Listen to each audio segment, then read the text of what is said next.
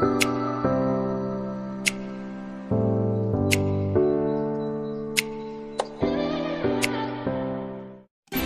pertama ialah latar belakang. Seperti yang kita ketahui bahwa trikotomi merupakan ajaran yang mengajarkan bahwa diri manusia terbagi menjadi 3 bagian, yaitu tubuh, roh, dan jiwa. Menurut filsafat Yunani, tubuh dan roh manusia terikat satu dengan yang lainnya sesuai dengan analogi saling hubungan antara dunia materi dan Allah. Pandangan trikotomi mendapatkan dukungan kuat dari kalangan bapak-bapak gereja Yunani dan juga dari Alexandria. Bukan hanya itu, Clement dari Alexandria juga mendukung pendapat ini, tetapi tidak dalam bentuk yang sama. Namun setelah Apollinaris menggunakannya sebagai bentuk dari kesempurnaan kemanusiaan Yesus, pendapat ini tidak disukai lagi oleh banyak orang. Berdasarkan pandangan Alkitab, manusia di dalam kesatuannya merupakan pribadi yang utuh dan bukan terpisah. Alasan menolak pandangan ini ialah, yang pertama, karena bertentangan dengan pemahaman Alkitab tentang manusia, yaitu manusia adalah satu kesatuan.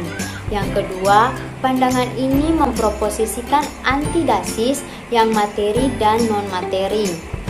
Dan yang ketiga, menyatakan kontras tajam antara roh dan jiwa. Sedangkan Alkitab sendiri menggunakan tubuh, roh, dan jiwa secara bergantian.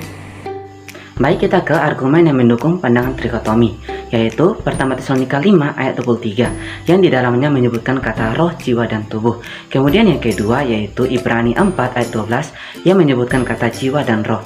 Namun pandangan ini disanggah karena ayat-ayat Alkitab tersebut tidak dapat ditafsirkan sebagai pernyataan Alkitab yang biasa.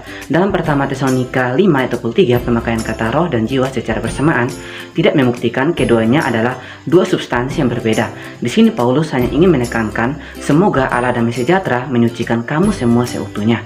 Dalam suratnya yang lain, Paulus menyebutkan manusia terdiri dari 2 bagian, bukan 3 bagian, yaitu dalam Roma 8 ayat 10, pertama Korintus 5 ayat 5, dan Kolose 2 ayat 5. Kemudian yang kedua dalam Ibrani 4 ayat 12, bukan maksudnya memisahkan roh dan jiwa menjadi 2 substansi yang berbeda, tetapi menyatakan bahwa firman Tuhan sanggup menusuk sampai ke kedalaman tubuh manusia. Yang selanjutnya adalah konsekuensi dari pandangan trikotom. Yang pertama, terjadi pemisahan antara yang materi dengan yang rohani, menganggap bahwa yang materi itu jahat dan yang rohani itu adalah baik. Sehingga pada dasarnya manusia menjadi mendua, menganggap yang perlu dipertanggungjawabkan kepada Allah hanyalah relasi dengan Allah tanpa berdampak kepada sekelilingnya. Menganggap hal rohani yang lebih tinggi daripada hal yang materi. Yang kedua, kita menjadi kecenderungan anti-intelektual, tidak berusaha memahami firman dan berpikir bahwa cukup menyembah dan secara otomatis kita akan memahami segala sesuatu yang ada di dalam Alkitab itu. Dalam Kejadian 1 ayat 31 dengan jelas Allah melihat bahwa segala ciptaannya terutama manusia amatlah baik, satu kesatuan yang utuh.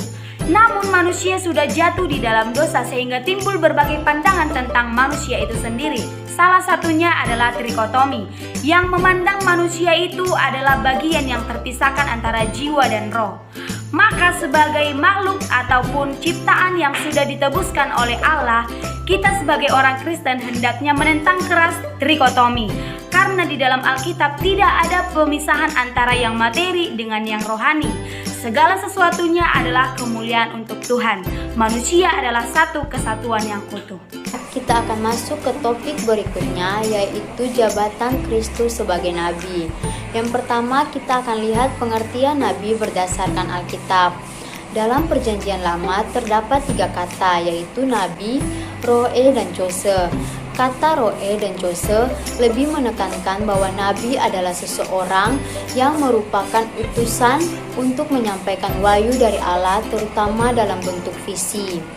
Selanjutnya dalam Perjanjian Baru terdapat kata propetes, yang artinya bahwa Nabi adalah seseorang yang berbicara secara langsung dari Tuhan. Yang berikutnya ialah kedua elemen dalam satu pengertian. Terdapat dalam Kejadian 7 ayat 1 dan Ulangan 18 ayat 18 menunjukkan 2 elemen yang berfungsi sebagai nabi, yaitu elemen yang pasif dan elemen yang aktif. Dengan kata lain, elemen yang satunya menerima dan elemen yang lainnya memberi. Yang ketiga yaitu tentang tugas nabi.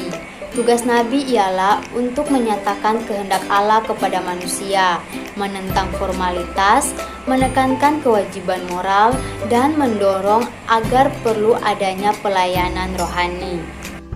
Selanjutnya kita ke bukti-bukti Alkitab tentang jabatan kenabian Kristus, yaitu dalam Ulangan 18 ayat 15 sampai 18. Musa telah menubuatkan nabi yang akan datang.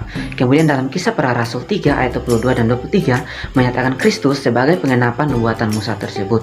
Kristus tidak pernah menyebut dirinya sebagai nabi, tetapi melalui karya agungnya orang-orang mengenalnya sebagai nabi. Dapat dilihat dalam Matius 21 ayat 11, Lukas 7 ayat 16 dan Yohanes 4 ayat 19. Kemudian Kristus juga menjalankan tugas nabi seperti membawa pesan dari Bapaknya dalam Yohanes 8 ayat 26 sampai 28. Kemudian menyatakan hal-hal yang akan terjadi Matius 24 ayat 3 sampai 35. Dan Kristus berbicara dengan otoritas tunggal dalam Matius 7 ayat 29. Kristus berbeda dengan para nabi yang merupakan utusan Allah, karena Kristus adalah Allah. Kristus sendiri adalah Sang Firman. Dapat kita lihat dalam Yohanes 1 ayat 1 sampai 3 dan Yohanes 14 ayat 18. Yang selanjutnya adalah karya daripada kenabian Kristus. Yang pertama, sebelum inkarnasi, Kristus menyatakan Allah di dalam teofani perjanjian lama. Ia bertindak sebagai roh pewahyuan di dalam 1 Petrus 1 ayat 11, dan di dalam Amsal 8 ia hadir sebagai hikmat yang mengajar anak-anak manusia. Dan setelah inkarnasi, ia melanjutkan pemberitaannya melalui gerejanya di dalam Kisah Para Rasul 1 ayat 1 yang digenapi oleh Rohnya yang kudus. Kita boleh baca di dalam Yohanes 14 ayat 26. Yang terakhir adalah secara langsung ataupun dengan perantara. Kristus menyatakan kenabiannya dengan memberikan teladan dan juga ajarannya secara langsung. Kita boleh lihat di dalam Yohanes 13 ayat 15. Implikasi sebagai seorang guru Kristen. Sebagai pendidik, kita harus dapat menyampaikan kebenaran Allah dengan penuh tanggung jawab kepada siswa. Kita harus dapat menguatkan mereka dengan firman Allah, serta menegur mereka dengan penuh kebenaran agar mereka dapat berjalan sesuai dengan firman Allah. Juga harus menyikapkan siapa Allah sehingga mereka dapat berjalan dengan teguh sesuai dengan firman Allah.